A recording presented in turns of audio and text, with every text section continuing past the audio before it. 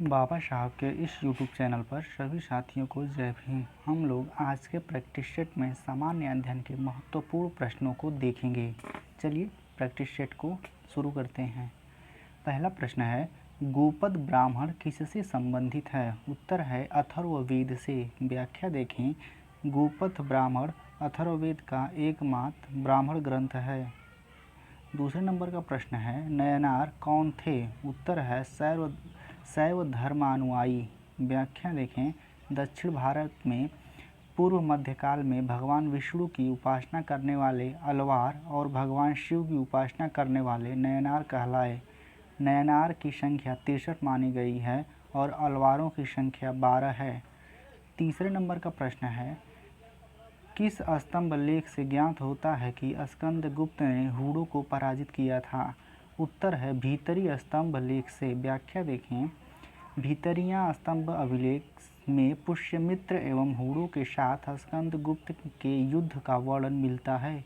यह अभिलेख उत्तर प्रदेश के गाजीपुर जिले में सैयदपुर तहसील में भीतरी नामक स्थान पर प्राप्त हुआ है। 4 नंबर का प्रश्न है, हीनयान अवस्था का विशालतम एवं सर्वाधिक विकसित लिखित चैत्यगृह स्थित है? उत्तर है कार्ले में। व्याख्या देखें, हीनयान अवस्था का विशालतम एवं सर्वाधिक विकसित चैत्यगृह कार्ले में स्थित है। कार्ले महाराष्ट्र में है। सप्तकर्णी गुफा स्थित है? उत्तर है राजगीर में। व्याख्या देखें, प्रथम बौद्ध संगति अजातशत्रु के शासनकाल में राजगीर स्थित सप्तकर्णी गुफा में 483 ईसा पूर्व में संपन्न हुई थी। इसकी अध्यक्षता महाकश्यप ने की थी। 6 नंबर का प्रश्न है, शाहजहां ने किसे शाह बुलंद इकबाल की पदवी दी थी? उत्तर है दारा सिकोह को।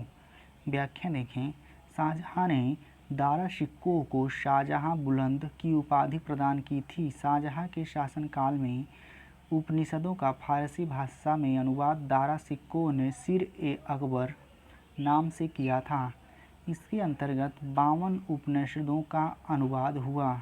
दारा सिकोह को उसकी सहिष्णुता और उदारता के लिए लेनपुल ने लघु अकबर की संज्ञा प्रदान की थी। 7 नंबर का प्रश्न है, रौलट एक्ट किस वायसराय के काल में पारित हुआ था? उत्तर है लॉर्ड चेम्सफोर्ड के काल में।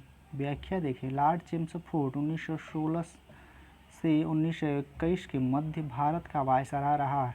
इसी के कार्यकाल में 1919 में रौलट एक्ट पारित हुआ था। 8 नंबर का प्रश्न है, भारतीय स्वतंत्रता अधिनियम 1947 कब से प्रभावी हुआ था? उत्तर है 18 जुलाई 1947 को। व्याख्या देखें, ब्रिटिश संसद द्वारा 18 जुलाई 1947 को भारतीय स्वतंत्रता अधिनियम पारित किया गया, जिसमें भारत और पाकिस्तान की स्थापना के लिए 15 अगस्त 1947 की तिथि निश्चित की गई। 9 नंबर का प्रश्न है, ब्रिटिश वस्तुओं के बहिष्कार को राष्ट्रीय नीति के रूप में कब अपनाया गया था? उत्तर है 1905 में। व्याख्या देखें, कर्जन ने 20 जुलाई 1950 को बंगाल विभाजन की घोषणा की, जिसके परिणाम स्वरूप 7 अगस्त 1950 को कोलकाता के टाउन हॉल में स्वदेशी आंदोलन की घोषणा की गई। इसी बैठक में ऐतिहासिक बहिष्कार प्रस्ताव भी पारित हुआ। 10 नंबर का प्रश्न है, गदर पार्टी का मुख्यालय था? उत्तर है सैन फ्रांसिस्को में। व्याख्या देखें, 1913 में मोहन सिंह भाकना ने Hindustani association of the Pacific coast नामक संस्था की स्थापना की। इस संस्था ने गदर नामक एक अखबार निकाला, जिससे इस संस्था का नाम भी गदर पार्टी पड़ गया। 11 नंबर का प्रश्न है, भूदान आंदोलन का प्रारंभ सर्वप्रथम किस राज्य में हुआ था? उत्तर है आंध्र प्रदेश में। व्याख्या देखें, आचार्य विनोबा भावे सर्वोदय सम्मेलन के संदर्भ में 18 अप्रैल 1951 को आंध्र प्रदेश के नलगोंडा जिले में पहुँचे थे। इसी जिले के पोचमपल्ली गांव में विनोबा जी ठहरे थे। इस गांव में प्रवास के दौरान गांव के 40 चमार परिवारों के लिए भूमि की समस्या का समाधान तलाशते हुए इसी गांव के एक जमींदार रामचंद्र रेड्डी ने 100 एकड़ भूमि देने का प्रस्ताव किया। 12 नंबर का प्रश्न है, क्षेत्रफल के हिसाब से विश्व का दूसरा सबसे बड़ा महाद्वीप है। उत्तर है अफ्रीका।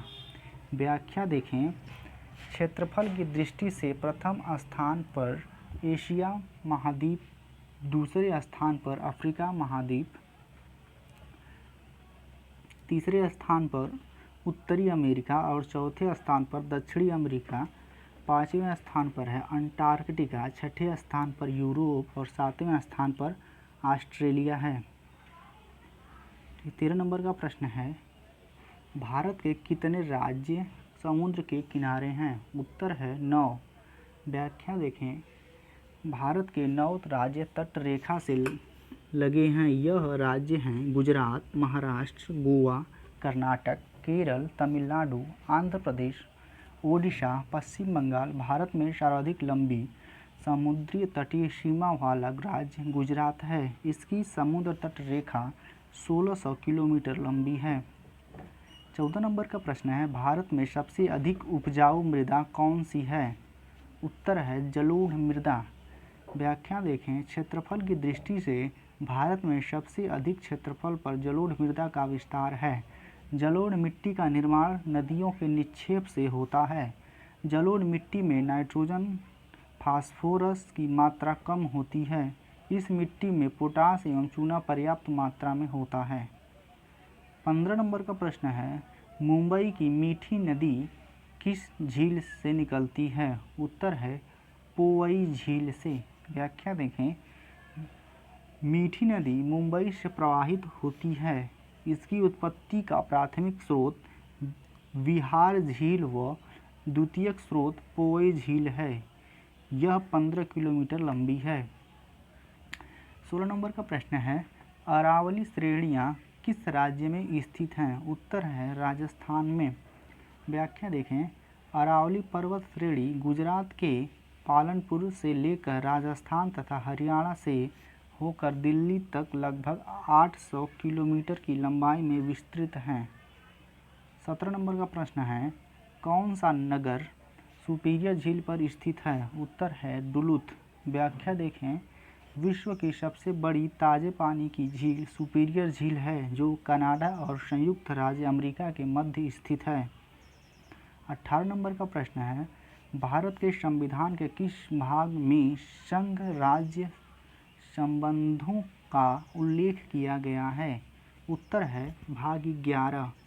व्याख्या देखें, संघ एवं संघ तथा राज्यों के मध्य विधायी संबंधी प्रावधान संविधान के भाग 11 में अनुच्छेद 245 से 255 के मध्य दिया गया है। 19 नंबर का प्रश्न है, भारत में दीर्घकालीन राजकोषीय नीति की घोषणा किस वित्त मंत्री द्वारा की गई। उत्तर है वीपी सिंह के द्वारा। व्याख्या देखें, भारत में दीर्घकालीन राजकोषीय नीति की घोषणा वीपी सिंह द्वारा 1985-86 के बजट में की गई थी। सार्वजनिक व्यय, करारोपण, सार्वजनिक ऋण एवं ऋण तथा हीन अर्थ प्रबंधन से संबंधित नीति को ही राजकोषीय नीति कहते हैं। 20 नंबर का प्रश्न है, प्राकृतिक कपूर प्राप्त होता है। उत्तर है चीन तथा जापान के एक देशज वृक्ष से। व्याख्या देखें, प्राकृतिक कपूर चीन तथा जापान के एक देशज वृक्ष से प्राप्त होता है। कपूर के वृक्ष का वानस्पतिक नाम सित्रामोमम कैम्फोरा है। यह एक सदाबहार वृक्ष है। यह मुख्यतः चीन में पाया जाता है, जहाँ से यह जापान, कोरिया, ताइवान, वियतनाम और दुनिया के बाकी देशों में पहुँचा। भारत में कपूर के वृक्ष देहरादून, मैसूर, सहारनपुर व नीलगिरी में पाए जाते हैं। 21 नंबर का प्रश्न है, एजेंडा 21 किस क्षेत्र से संबंधित है। उत्तर है सतत विकास से। व्याख्या देखें, एजेंडा 21 संयुक्त राष्ट्र संघ की सतत विकास से संबंधित एक योजना है। वर्ष 1992 में ब्राज़ील के रियो डी जेनेरो में आयोजित पृथ्वी शिखर सम्मेलन के दौरान एजेंडा 21 कार्य योजना को मूर्त रूप प्रदान किया गया। 22 नंबर का प्रश्न है, भारत में किसने आमदनी पर कर की शुरुआत की थी? उत्तर है जेम्स विल्सन ने। व्याख्या देखें, भारत में आमदनी पर कर की शुरुआत सन 1860 में जेम्स विल्सन ने की थी। 23 नंबर का प्रश्न है, हड्डी से निर्मित आभूषण भारत में मध्य पाषाण काल के संदर्भ में प्राप्त हुए हैं। उत्तर है महदहा से।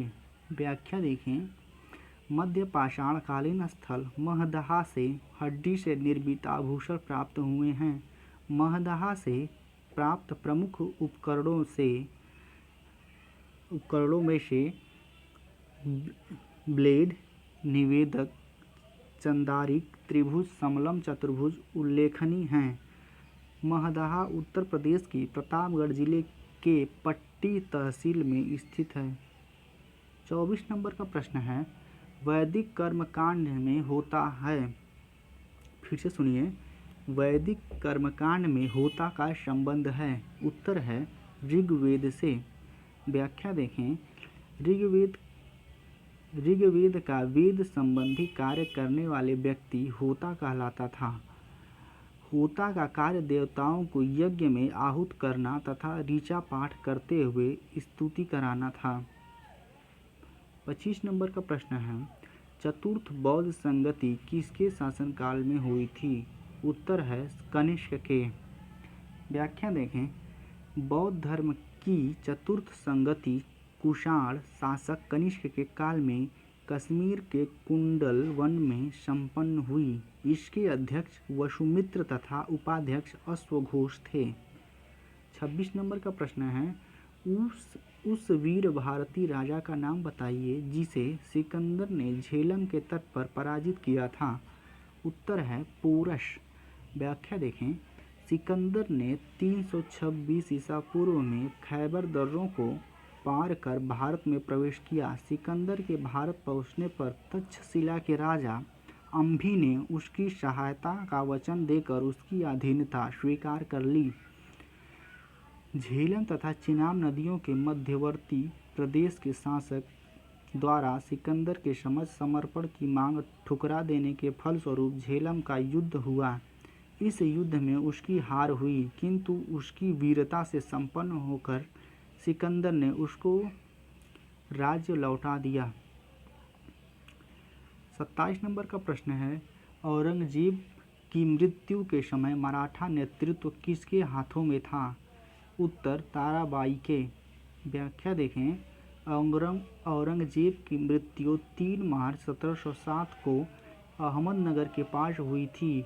इस समय मराठा नेतृत्व राजा राम की मृत्यु के पश्चात उसकी विधवा पत्नी ताराबाई के हाथों में था। ताराबाई ने अपने 4 वर्षीय पुत्र शिवाजी द्वितीय को राज्याभिषेक करवाकर मराठा साम्राज्य की वास्तविक संरक्षिका बन गई।